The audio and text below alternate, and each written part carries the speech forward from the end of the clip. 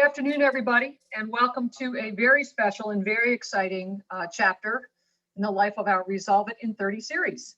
Today, very excited to have with us Dominique Smiley and Josh Kovitz from PTAC. We'll tell you about who they are in 1 second. But the whole topic today is government contracting and understanding the process. The exciting part about this is it's about the fact there's money sitting on the table, collecting dust, okay? That you folks who are online right now with us, as well as people that you know, can go after. You can get it, you can get the money, you can keep the money, you can expand your business, okay? There's a lot of different things that can happen as a result of really just working through this process. And our friends from PTAC are gonna explain exactly how to do that. So with that, let me introduce to you Dominique Smiley and Josh Kovitz from PTAC. Dominique, take it away. All right. Can you guys hear me? Yes. Yes. Perfect. Good afternoon, everyone. Thank you so much for joining us today for our Government Contracting Understanding the Process webinar. Like Karen said, my name is Dominique Smiley. I am the Assistant Program Manager of the Southeast PA PTAC and the Government Marketing Specialist for the Philadelphia region. I am also joined by the Program Manager of our center, Josh Kovitz, who will also be assisting me with this presentation. And Josh, if you want to give a little intro to yourself, you feel free. Sure, I can do that. I'm the program manager here at the Southeast PA PTAC. And previous to that, I was a consultant for the Small Business Development Center and a government marketing specialist for the PTAC. Before that, I owned a small business for 11 years. And in my previous life, I spent some time at Bloomsburg University, getting a couple of degrees in management and leadership and working as a grad assistant. So I do my best to impart the knowledge I've gained along the way to all the clients that we help. And you don't just have access to the two of us. We also have counselors at Lehigh and Widener University who can help out as well. And happy to be here. So thank you, Dominique. Thanks, Josh. Okay, so first of all, we wanted to say thank you to the Chamber for hosting us for like the third time in a month. We are really looking forward to developing this partnership with you guys even further. And we do also have another workshop scheduled with them on June 3rd, where we're going to actually go into the bidding process itself. And we will cover basically what to do after you've identified an opportunity that you're interested in bidding on. But we're really excited about today's session, and I think it'll put a lot of things into perspective for you guys. If you attended our last session with the Chamber, then you know who we are. But if you aren't aware, PTACs or PTACs are Procurement Technical Assistance Centers. And what we do in a nutshell is we assist businesses who want to work with the government. That's just pretty baseline what we do. So anything government contracting related, be it federal, state, or local, we can assist you with that. And we do so free of charge. We are federally funded by the Department of Defense through the Defense Logistics Agency. So we're official. Like, we aren't some third party, company that's going to charge you thousands of dollars to do this stuff. Everything we do is for your benefit. And thanks to all of our tax dollars, we get paid to do this. Next slide, please. So today we're going to be talking about the foundational process of government contracting. So just like with anything, getting into this space takes a lot of time and effort. And there are several steps that you need to take in order to really be ready. I think people underestimate the amount of work that it takes to even get through the door. So our goal today is going to be to help you kind of manage your expectations and to perhaps even help you figure out the first big step, which is to determine if government contracting is even right for you and your business. We'll then briefly discuss where to find current statistics and trends relative to your business and your industry. We're going to discuss the tasks that you need to complete before you're deemed ready to work. And then finally, we will discuss how to actually find opportunities. Next slide. So the first thing you're going to want to do when deciding whether government contracting is right for you is to do some research. That's something that we at the PTAC, we help you with. And I know as a business owner, sitting down and taking the time to look up things that really just don't interest you, it's just not worth your time. But you need an image of the big picture. And more importantly, you really need to understand your industry and how it plays into contracting with the government. So I can tell you right off the bat that like construction companies, they're always going to have opportunities, available to them. Then let's say like a higher end furniture company looking to sell their products to the government offices, like there's going to be a discrepancy there or disparity. Infrastructure is something that the government always will need, but furniture is not a common, priority on their list. I mean, and that's just one example, but hopefully you get the idea. Like, not all industries are going to be highly viable to the government at any given time. So, again, that's something that we at the PTACs can help you determine and to decide so that you're not wasting your time. This is a moment when you really need to pick your battles. You need to figure out exactly what you want to do with the government and what has already been done in your industry. So, what are you offering the government that's new, innovative, and more importantly, going to solve their problem? So, and also, what has your competition done in this sector? What have they done well? What typically sells and what doesn't sell as much? Next slide, please. So those are the kinds of questions that you really need to research when figuring out if this is the best avenue for you. And this is where you're going to essentially evaluate what we like to call the current and past landscapes. So if you decided that you want to give government contracting a try, then great. So now is the time to really dig deep into the archives and identify buying trends of the government and selling trends of other businesses like yours. So we're actually going to touch a little bit more on this when we discuss the trends and statistics, but the main things to really keep in mind when compiling data is to focus on what has been awarded, how many companies sent in quotes or proposals, and what companies are winning the bulk of these contracts. I think studying the pricing helps you contextualize your own pricing. So perhaps you're able to upsell your private clients and make a good profit off of your products and services. But the government is interested in competitive pricing, meaning anything too high likely won't be considered, and then anything too low would be seriously questioned.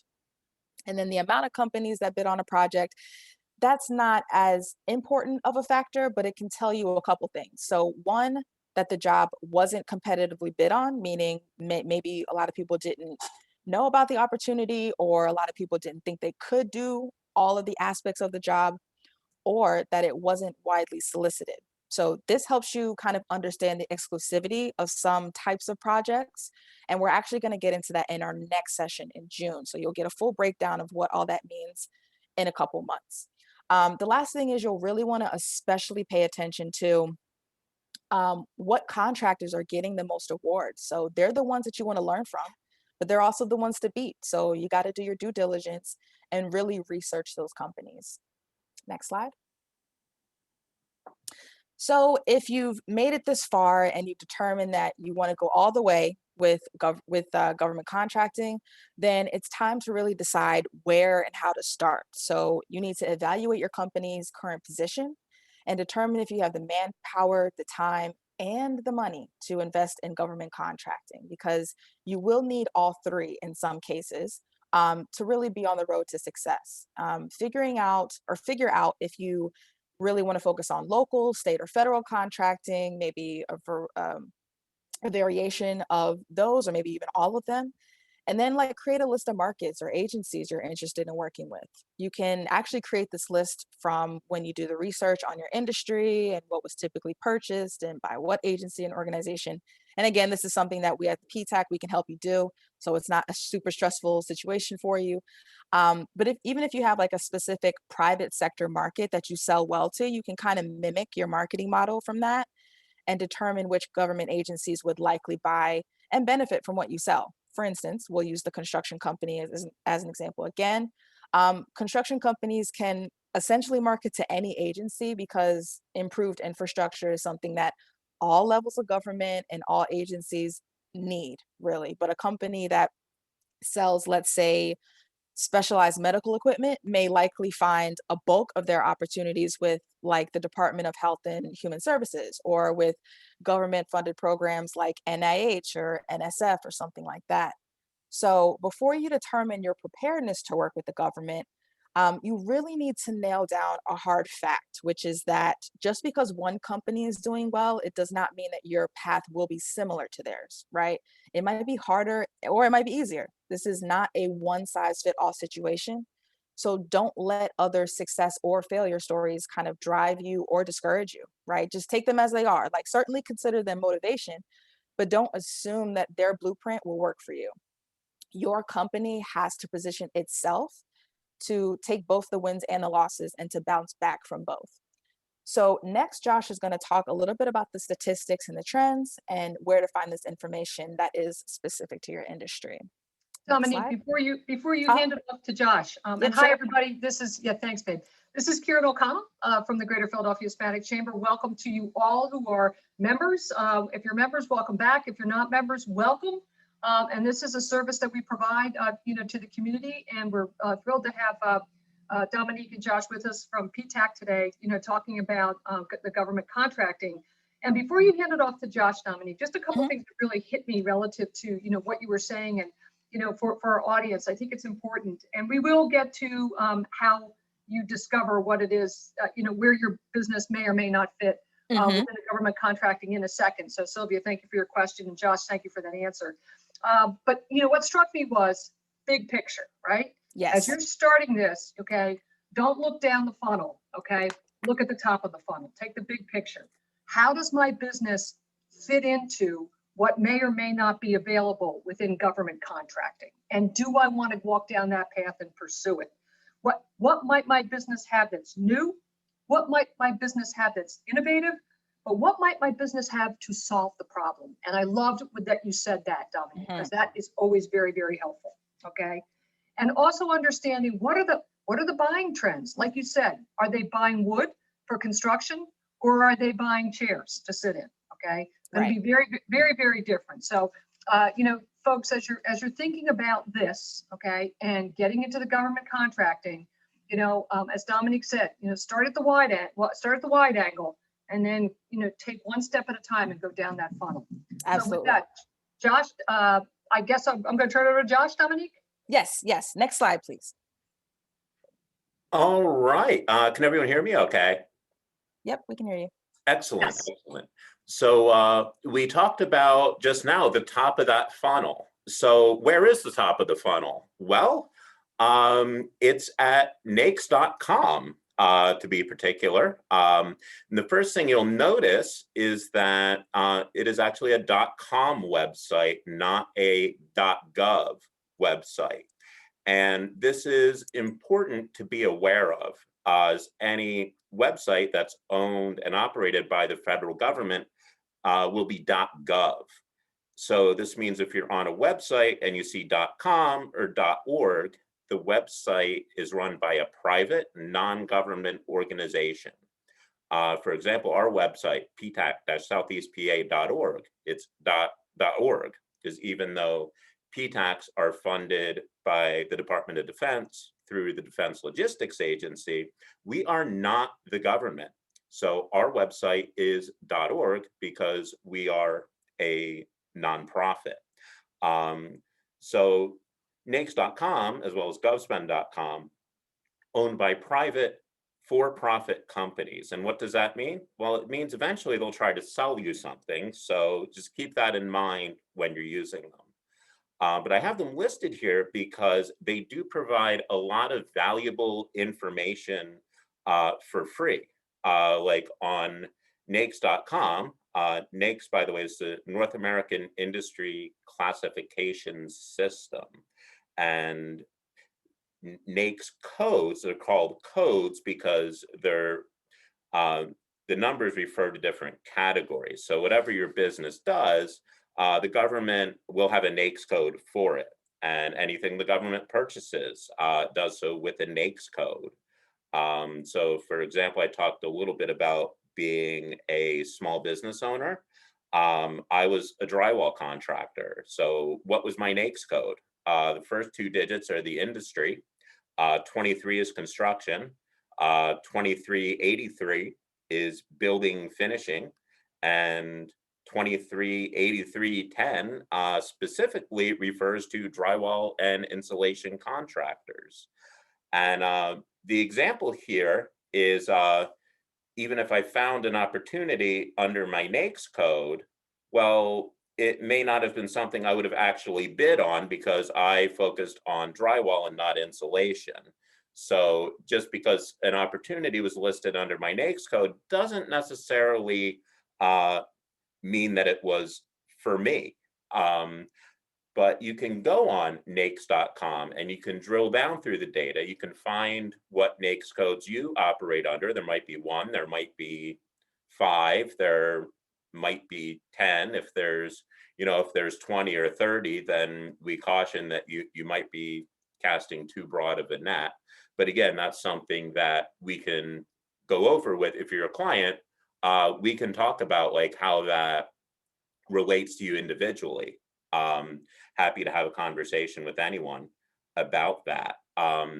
You can go on, you can look at the statistics on the different NAICS codes. You can find how many businesses are operating under that NAICS code. You can see how many dollars are spent under that NAICS code. And it gives you an idea of where the government spends their money. Another good place to look for that info is on govspend.com. And GovSpend's a private company that aggregates data, and they will happily prepare a report on whatever you would like to see for a fee.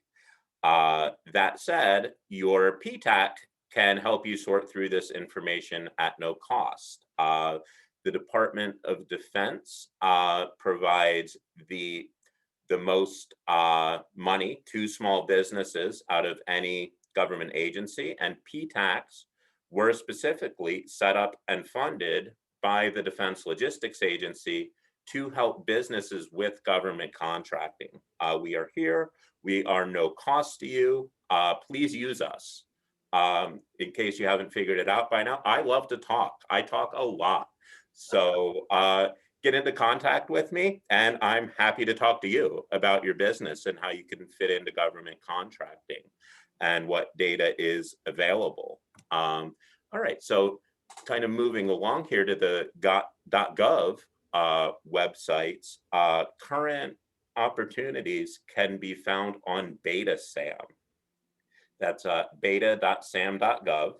And SAM is the System of Awards Management, and Beta denotes it as being the new experimental type website. And pretty soon, the date keeps getting pushed back, but it looks like it's actually happening now in May.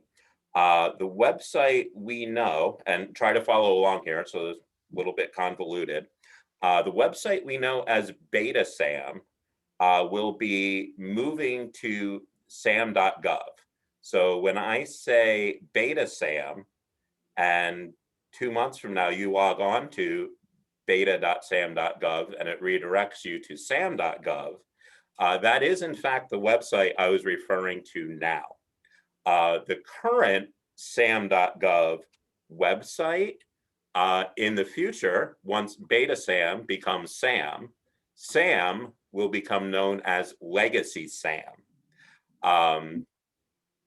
The federal government tends to make things more complicated than it should be. And so I don't know why they designed a whole new system and named it the same as the existing system.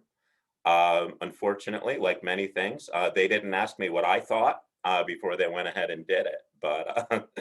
But that's what we're dealing with now, and it does get a little confusing. And again, we are here to spread the word. We are here to help you make sense of it. Excuse me, Sure. Josh, with these different sites, clearly it certainly sounds like that you would be more than happy to walk through clients of PTAC. And remember, folks, PTAC is, it's Josh and it's Dominique, and their contact information will be at the end. But you can help people walk through this so they can take that, they can go from that high level and really, funnel everything down. Absolutely.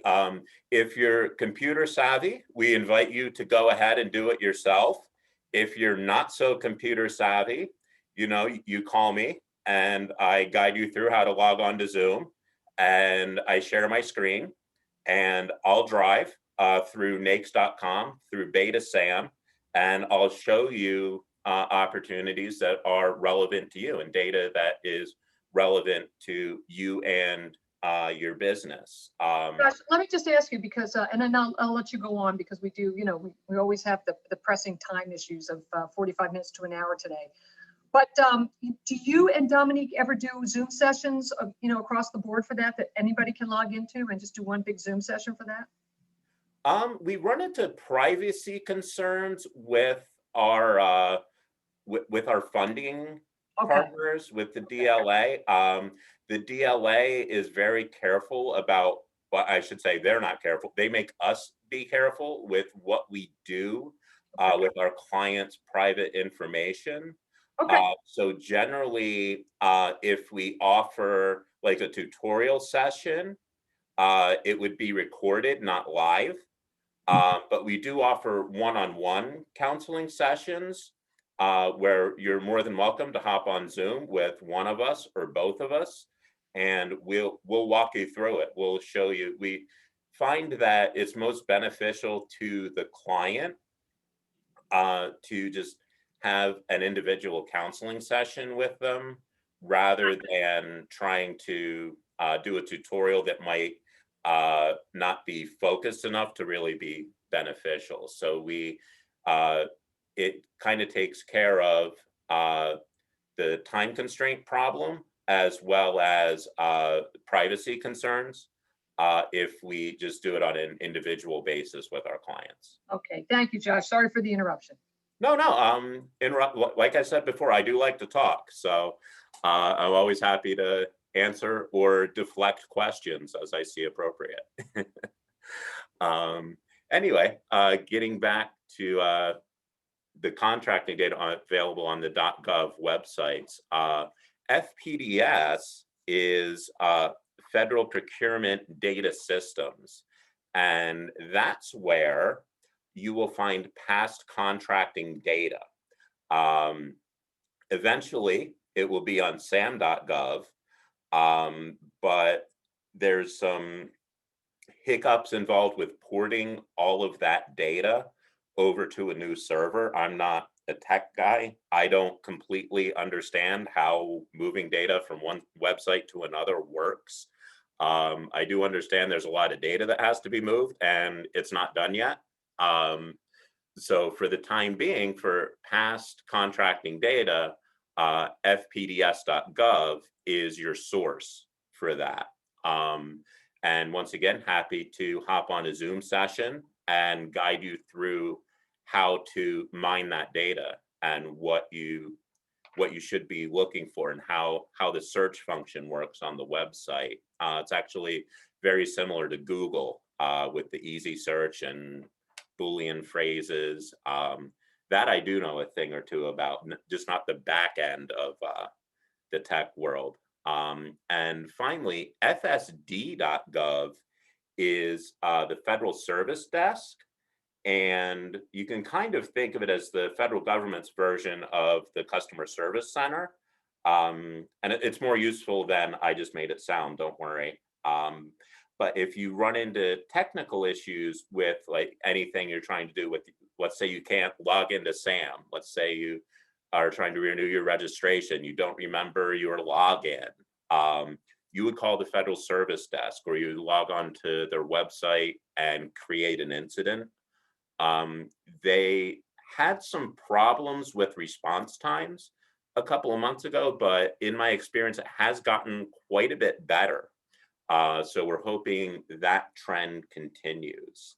But again, you can always contact your PTAC with advice on how to navigate through the websites, and that does include, to a limited extent, how to minimize your wait times on fsd.gov. I don't have any access to data any more than you do.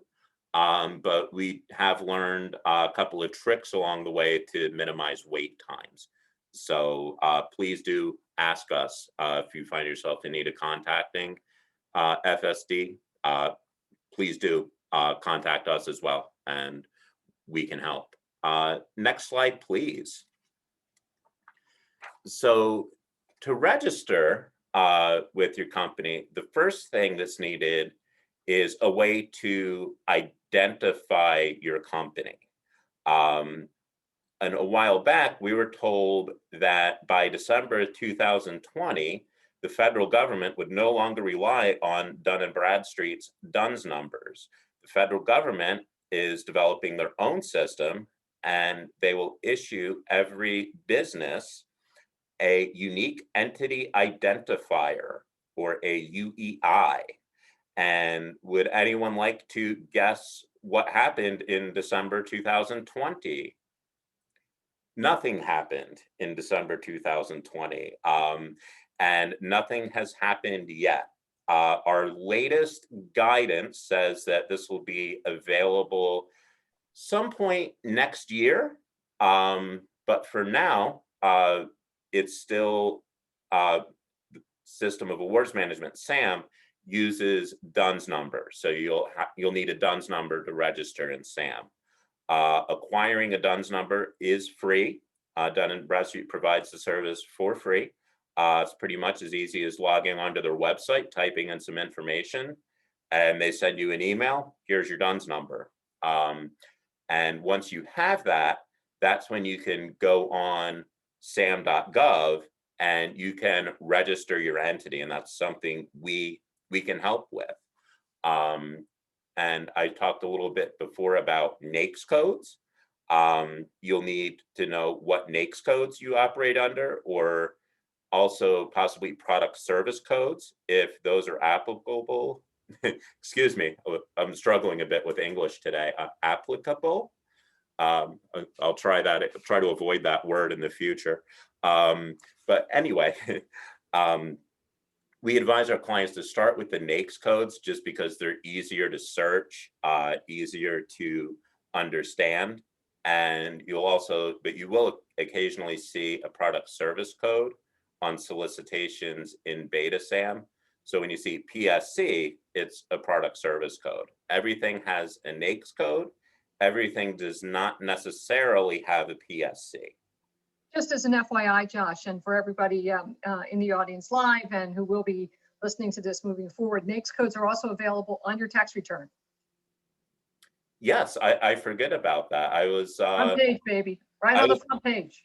I was pretty lazy as a small business owner with my tax return, and I just took it to the accountant and I said, "Here you go."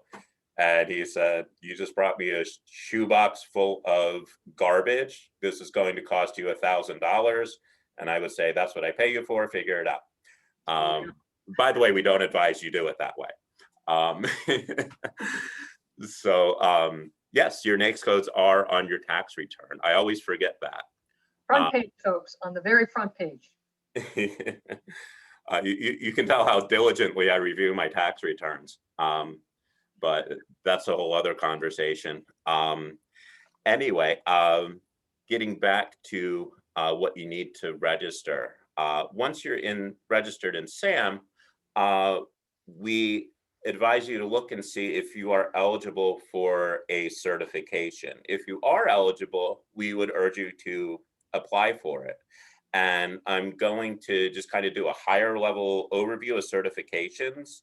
Right now, each certification could really be its own webinar. But if you are a woman, if you are a veteran, if you are located in a historically underutilized business zone, if you're eligible for the 8A program, or if you're in any way a disadvantaged business enterprise, we would advise you to explore what's available to you. Some of these certifications are available through the SBA.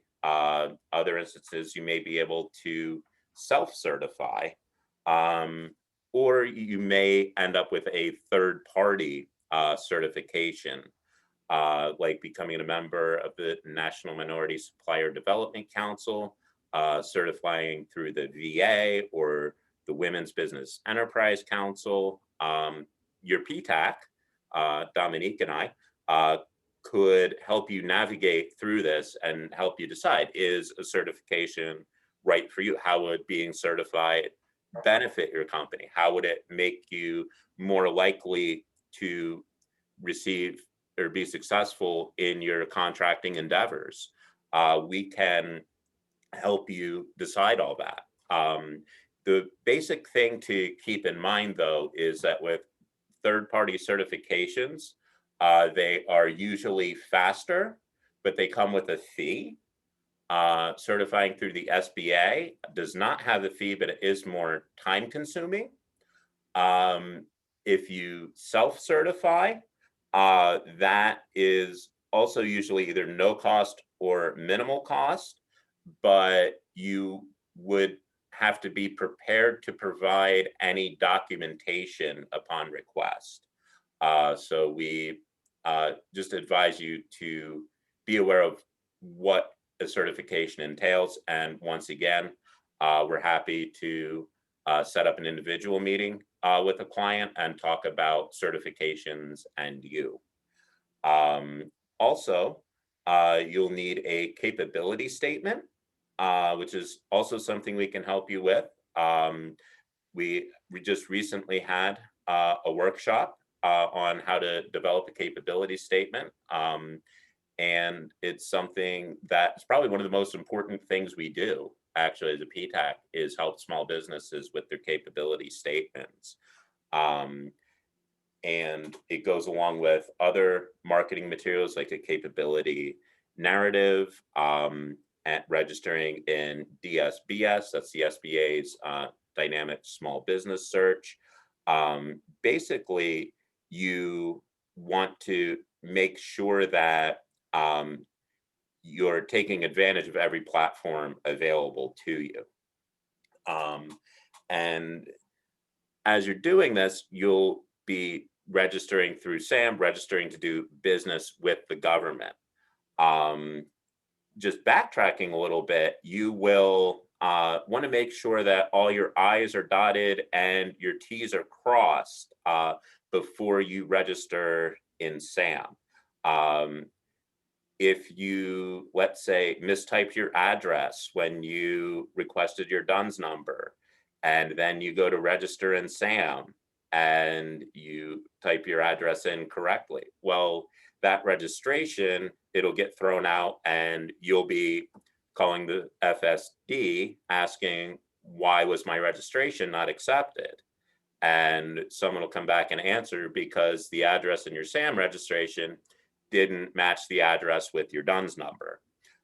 So it's very important here that, you know, your attention to detail is really going to be key in making sure that everything's registered the right way. And if you have any issues ongoing with, say, like a DBA or a fictitious name, you want to make sure that you have all of that sorted out prior to registering in SAM. It's much easier to make sure it's right the first time than go into SAM and change something. That said, it's not impossible to change things in SAM. We also assist our clients with doing things like that, but it's easiest to do it right the first time. Next slide, please.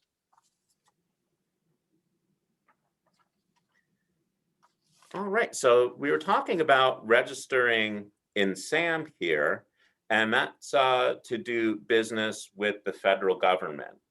Before SAM came along, the place to go was FedBizOps. If you go to fbo.gov today, you will be redirected to Beta SAM. And if you go on some other websites, even from the government, they still direct you to fbo.gov. And I've asked the question, well, why is that? Why are these not getting updated? And the answer is, well, FBO just redirects to Beta SAM, so why would we change it? And at that point, I just gave up questioning it. But keep in mind, it is the government. And if navigating the government websites and if government logic made sense, there would be no need for there to even be a PTAC. And we wouldn't really be here with you today talking about that. But the system of awards management, that's a federal government thing. So your SAM registration registers you to do business with the federal government. For state and local governments, you will need other registrations. So what I'll do now is turn it back over to Dominique, who will talk a little bit about registrations required to do business with state and local governments.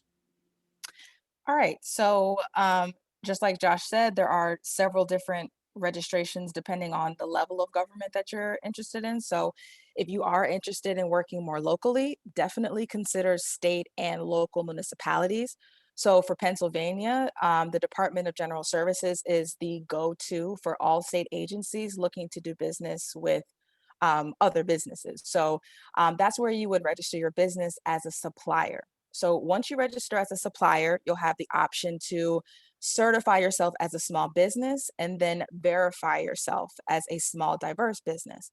So the difference is that small business status is just a self-certification that doesn't really require too much effort on your part. While the small diverse businesses, they must be verified and you have to upload your third party certification documentation. I personally recommend to my clients to get their certifications through the listed approved third party certification agencies. And like Josh said, like there's a whole, like that whole, scenario could be its own webinar. And then register through the state. But if you don't want to wait, you really don't have to. You can still become a supplier and you can just self certify as a small business. And then you can verify later on. I mean, of course, that is if those certifications even apply to your business. Um, if you don't, you can still remain a small business in their system if you don't decide to do the certification. But and also if you're not a small business according to SBA standards, then you can just simply register your business as a PA supplier. So that kind of saves you several steps. But it's a very quick and straightforward process. So all of that, I said a lot, but it really can be pretty quick. So after you register as a supplier, you're supposed to receive an email, I want to say within 24 hours with some information on how to complete your registration. I believe it's just creating a username and password and all that good stuff. And then once you complete that, you'll be an official vendor with the Commonwealth. In addition to doing all of that, I also recommend that you sign up for their e-alerts because that actually sends you upcoming solicitations that are applicable to your company, which is great. Also for the state of PA, there's the ECMS or Engineering and Construction Management System. So that is exclusively used by PennDOT, and it's sort of like the one-stop shop for all things DOT. I will warn you that ECMS is not the easiest thing to use by any means. The DBE program that is offered by the state has specific trainings on how to navigate that system because it's so difficult to use and understand. So if you are in that line of work that would benefit DOT, which is like construction, anything transportation related, like you do asphalt or work on bridges or what have you, um, you would definitely need to become a DBE, a DB, or an SBE. Unless you're not a small business, then you just would register in their system. And each of those designations are specific to a type of small business, but it does help your business because PennDOT does have DBE goals that they aim to meet every year, just like the government has their own small business goals. So just to kind of break those down a little bit, DBE is disadvantaged business enterprise, and that is strictly women owned and minority owned businesses. DB is diverse business, so that encompasses DBE. And it also includes veteran owned businesses. So, veteran owned businesses are not considered disadvantaged. So, DBE came out of a law passed not too long ago where they wanted veteran owned businesses to still get those opportunities that are given to these types of businesses. So, if you are a veteran owned business, you can be considered a DB. And then there's the SBE, which is just small business enterprise. And that's race and gender neutral. So, I mean, you typically see like a lot of white guys who register the business as a small business enterprise. Um, but again, like unless you're not a small business, then or unless you are a small business, then don't have to worry about that. But um, again, like I said, the DBE, the PennDOT has DBE goals, so it benefits your business to register and get those certifications. So then next we have local registration. So to work with the city of Philadelphia, some of you may already have this experience or really be interested in this, but you'll need to become a certified local business entity or an LBE. So the certification process is, I've heard, fairly quick too. They have about a turnaround of about 10 days after you submit your application. And certification actually lasts for about 5 years. So that 10 days definitely is worth the wait. If that means that you only have, or if you don't have to recertify every year, like a lot of other registrations. So with the city of Philadelphia, you can also register specifically as a disadvantaged business, meaning, like we mentioned, the minority owned or women owned business. There is another application for that, but I think it takes about 30 minutes to complete. Um, Again, you'll already need to have a certification through a third party sort of certifying agency in order for this to apply to you. But you can sign up for this at any time. So you can just become an LBE and do business with the Commonwealth or with the city. I'm sorry. Again, it's not required, but also remember that it's worth your time because the city actually has a pretty high small business goal. It's actually about like 35% as opposed to the national goal of about 26. So in basic terms, they want to give about 35% of their contracts to small businesses. So again, that just lets you know that your city really wants to work with businesses like you. So take advantage of it. Just keep looking for those opportunities.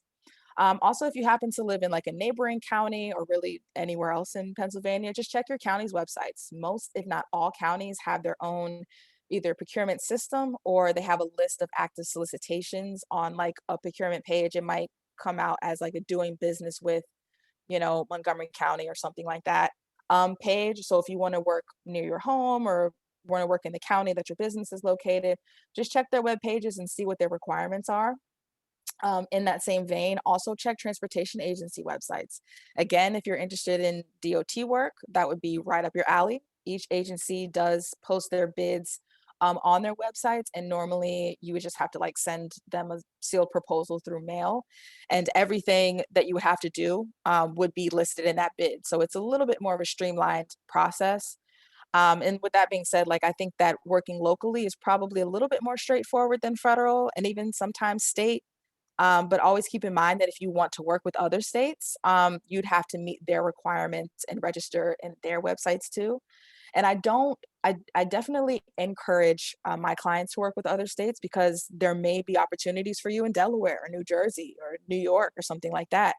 But also don't bite off more than you can chew with that, right? So you can always register your business and just kind of sit in their system. But I think it just makes more sense to hit the ground running. So just make sure that you're ready to put in the work to find and take on opportunities. Next slide. All right, so finding contracting opportunities. We talked about becoming registered and we talked about accessing data. And right now, when you're looking for contracting opportunities, the place to do that is beta.sam.gov. And soon that will redirect you to sam.gov. If you want background information on the different types of contracts, you can go to the U.S. General Services Administration website, better known as GSA.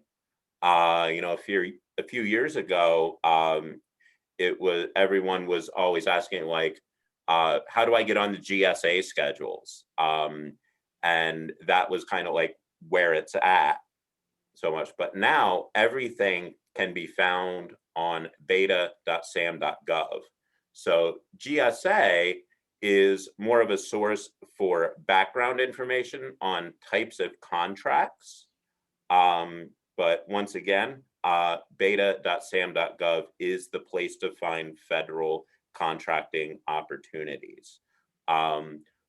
Once Josh, you, excuse me, Sure. just, just a time, sort of a timeline here.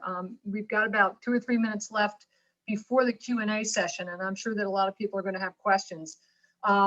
Is there, as we're going through the federal, state, and the local, and you and Dominique have really done a fabulous job in the prior 2 slides, are there any things here that really jump out at you in terms of the opportunities that are coming across your desk?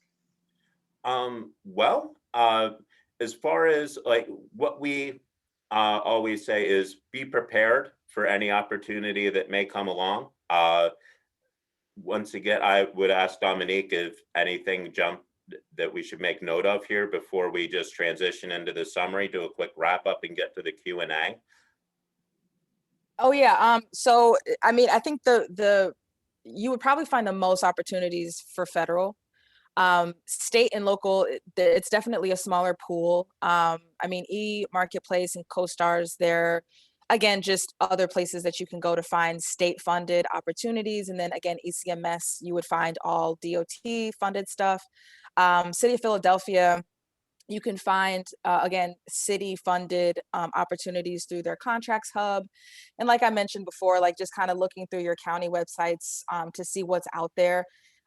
Again, like most of our clients are pretty focused on federal because I think those opportunities just seem more lucrative to them. I do kind of feel like working with the state does have its perks, but I just don't think that that's like the focus of a lot of people. Um, I will kind of put this out there. I guess there are some horror stories with working with state and local governments as far as getting paid on time and things like that. And again, I don't want that to discourage anyone because it's really kind of few and far between that those situations happen. But that does put a bad taste in your mouth. Unlike with federal, like I think, it's just a more, they have their stuff together when it comes to federal. I think state and local is just a little bit, you know, there might be more of an opportunity for hit or miss, Well, I as mean, far as who you're working with. um, sorry, Dominique. I just yeah, wanted to make note. You're pretty much at the mercy of the contracting officer with yes, any yes, contract. And, like not all contracting officers are created equal. Not mhm, all of them have 30 years of experience. Some of them are new. Some of them are not easy to deal with. And so the most important thing is just to establish that relationship with the contracting officer. mhm, And also, once you go through the registration process, once you're registered in SAM, once you have the ability to bid on a contract, we can help you find them. mhm, We yes, we offer a service called Bid Match that's offered for free to our clients, where it will actually just email you contracting opportunities. Please do contact us for more information about that. Anything else we wanted to make note of, Dominique, before we move on and just kind of wrap it up and open up the Q&A? yeah. No, that was it. I just summarized everything I wanted to say, so I think we're good. All right, then. Next slide, please. All right, so just a real quick recap here.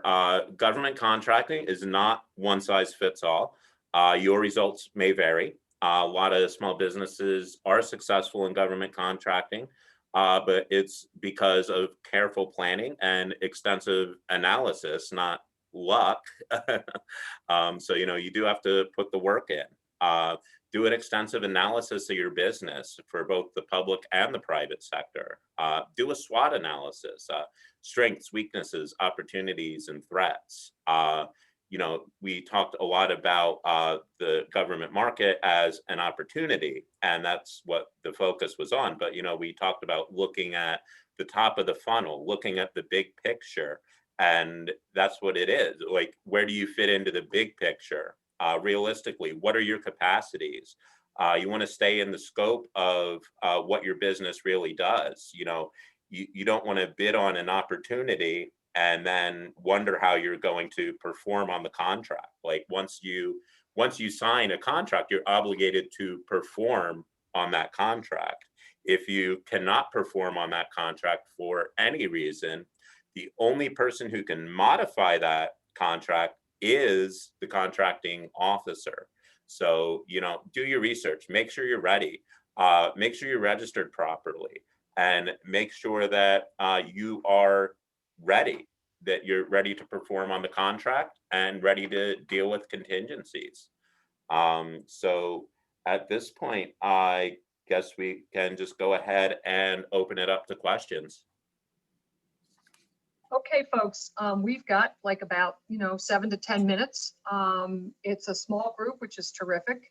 Would anybody, Sylvia, I'm going to call on Sylvia Lucci, of incredible, unbelievable, Love Foods, okay, here in Philadelphia, an amazing, amazing story, an amazing organization. And, we're proud of her and proud of the fact that she's a member of the chamber. Sylvia, do you have questions that you would like to ask either Josh or Dominique relative to how to get started here? Hi, thank you. This was very, very good. I have already made a lot of this homework, but I felt that once I have my capability, I have my dance number, my NIC numbers, all my SAM registration, and I did all that, and I had all these things, and I did and then I was like, my industry is very limited, I think, because we are in the food business. And specifically, I'm a vegan producer of foods. But then originally, when I went to a meeting that they said, you have a niche that it could be a place, but I just didn't know what to do next. I was just stuck into, okay, I have all these certifications. I'm woman certified, minority certified. I have my my WOM certification. Now what? Okay, Dominique, I think you can answer this question. Yeah, no, I'm listening, and you are positioned pretty much exactly with what we would say ready to work. So really at this point, it's just about finding opportunities, which is where the time comes in. Yeah. So I would recommend that you reach out to us, because I think, like I said, you've pretty much done everything that we mentioned in this section.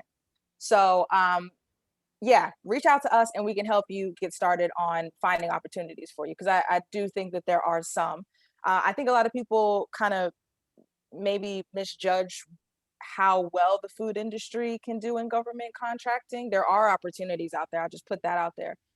So we'll help you find them, and we'll help you get your quotes and your proposals or whatever you have to do. We'll help you get them together so that you have a chance in the very least. We can't promise success, but we'll make sure that you are prepared for what you need to do. Thank you. And who should I reach?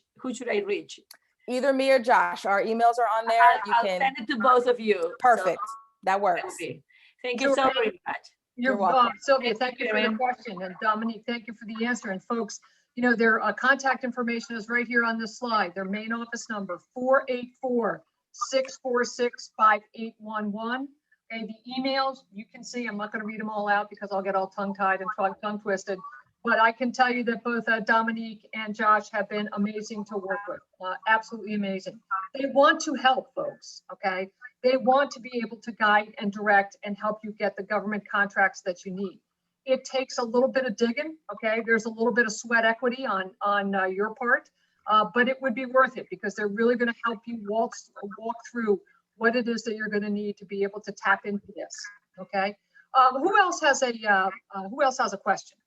So someone actually did send me a question through direct message. So they said, could you diversify your selling capabilities by offering products or services outside of your company's day-to-day product or service? I would say yes. And honestly, when it comes to government contracting, I would say diversify as much as you can, of course, within the scope of what you're actually able to do.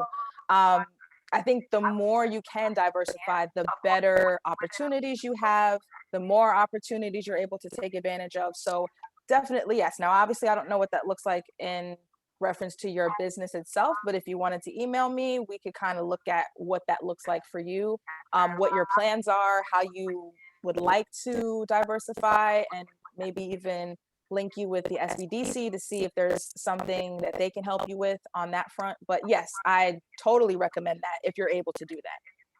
Remember, folks, okay, if Josh and Dominique said it once, they said it 4 or 5 times. This is a free service to you, okay? They are federally funded. This is a free service. Reach out to them. They are there to help, okay? Remember what they said, 25 or 26% of government funds are meant to go for you, okay? In Philadelphia, I think it's 33 or 35%. Okay, so, like I said, it's just a little bit of sweat equity on our parts. I want you all to know that we're about to wrap up, but part 2 of this will be in early June. That is already on the website. Please go and make sure that you register for the second part of this workshop. And Dominique, let me follow up with you and Josh by asking one final question here, and that is in the next 30 seconds, what are the 2 or 3 things that folks who are on this webinar need to do to get ready for webinar number 2? Okay, workshop number 2, or the 2 or 3 things that they need to do as a function of being on this webinar without even getting ready for webinar 2. I would definitely say, first of all, reach out to us because we can streamline that process that we pretty much outlined to you. I know it was a lot. We talked about all this stuff in an hour. We can really kind of get you on a nice timeline so that you can really be prepared for that webinar, or maybe even be, we could probably start working on it with you beforehand. But definitely, if you don't have a SAM registration, let's get you in SAM, because you're not gonna, that stuff that you'll find in the webinar, it'll be useful, but we kind of want you to be prepared to immediately start looking for opportunities and, identifying things that you can do, and really working with us, of course, to nail down exactly what those opportunities are asking for and everything. We want you to be prepared for that pretty much right after. So again, we're here to help, and wherever you are in the process and whatever questions you have, just reach out to us and we can help you on that individual basis. But as far as the information that we're going to be giving in the next one, it will be general. My plan is to give you a specific example and kind of work through my process or our processes of kind of dissecting bids and things so that you understand how to make sense of them yourself. But it would definitely be helpful if you guys had already completed the steps that we mentioned in this webinar, so that we can kind of really hit the ground running for June. Perfect. I want to thank everybody for your time today. I know that this was a lot. Okay, it's a lot. This will be posted on our websites at some point next week. Okay, so you can in our technical assistance square, so you'll be able to go on and reference it as well. Again, reach out to Josh and reach out to Dominique. They are there to help you. And when I tell you that they really want to do it, they really want to do it. Okay. And as always, we want to thank everybody for your time and consideration and participating. Remember, keep checking our website because you never know what's going to be on there. And there's all kinds of really great stuff. If you're not a member of the chamber, we would encourage you to become a member. It's not expensive and we can help you one-on-one. Ask Sylvia Lucci, but not right now. Don't ask her now, okay? But we'll go from there. I want to thank everybody for your time, for your consideration. Mwah, right back at you, Sylvia. You take care, everybody. And Dominique and Josh from PTAC, government contracts, dust is sitting on the money. Thank you so much.